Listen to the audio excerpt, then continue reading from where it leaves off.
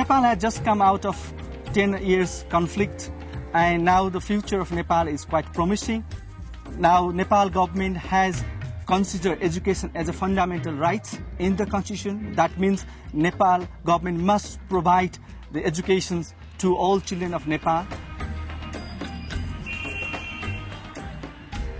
VSO has been working in education in Nepal for 42 years.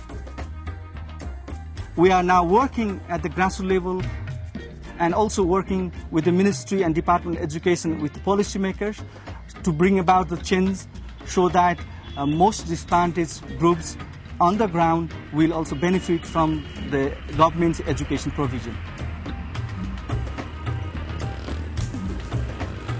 It really does make an enormous difference to people's lives to give them a voice in the issues that affect them. And in advocacy what we do is we use the power that we have politically to give voice to people that don't have that power.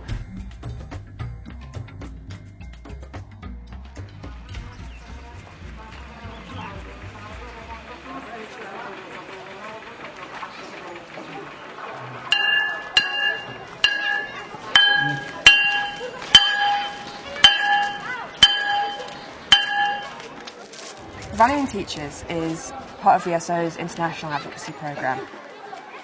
In Nepal, a lot of it is around student-teacher ratio, a lot of it is around teachers' pay and conditions, but the most important ones are about making sure that teachers are well managed and supported.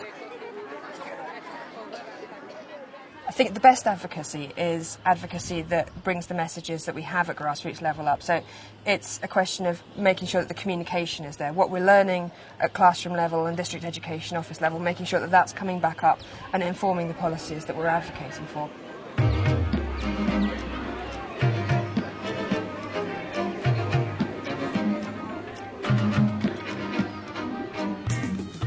I came to Mahendranagar about a year ago. My objectives were to improve teaching and learning in the classroom, to improve management of schools, also management of the DEO, the local education authority, and also to share good practice between the different layers in Nepal, the government, the local education authority, the schools. Good morning. Good morning. Please sit down, sit down. If I come here and try and change things, improve things, challenge things, I've got to understand them. And the only way to do that is to get into classrooms and try it myself.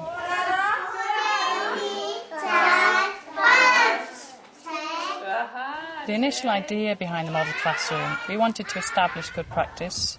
We wanted to establish it in a Nepali classroom to see what the reality of good teaching was like.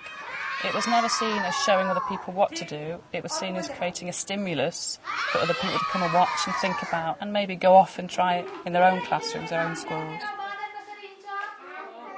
There's an education system here which is very much based on the right answer. And I think the modern classroom was never about creating a right answer. It was creating a different way of doing things for discussion.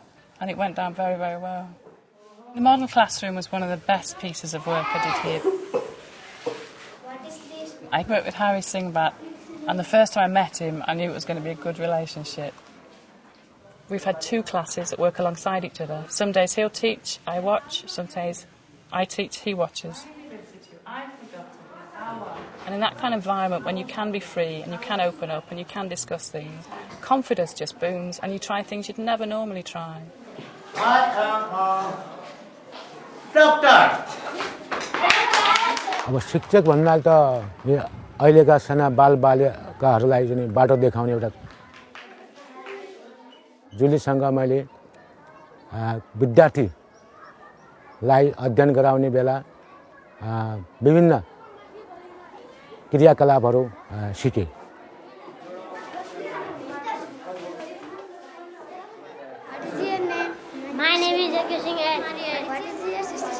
उहाँले हामीलाई धेरै राम्रो पढाउनुहुन्छ र उहाँको क्लासमा सबभन्दा मन पर्ने चीज मलाई खेलाउँदै पढाउँदै गर्नुहुन्छ त्यसैले मलाई उहाँको क्लास सबभन्दा मन पर्छ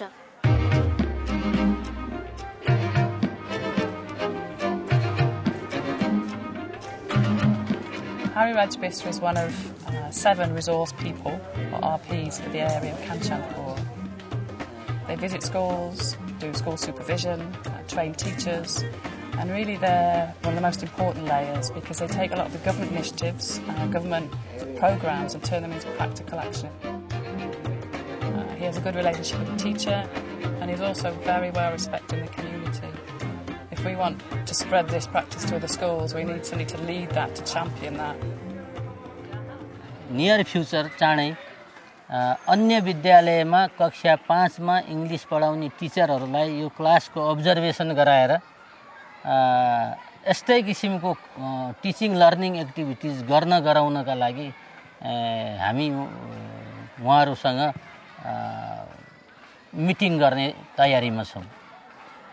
If we created something really good, we could then take it maybe to other districts, possibly with a view to changing practice across Nepal.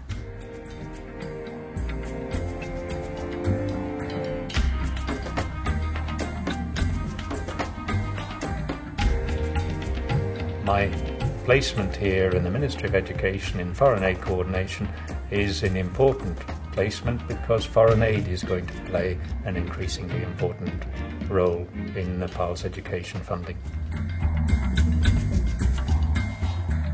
Those of us who work in government offices in the capital learn a huge amount from people who work in the field, who work in remote districts.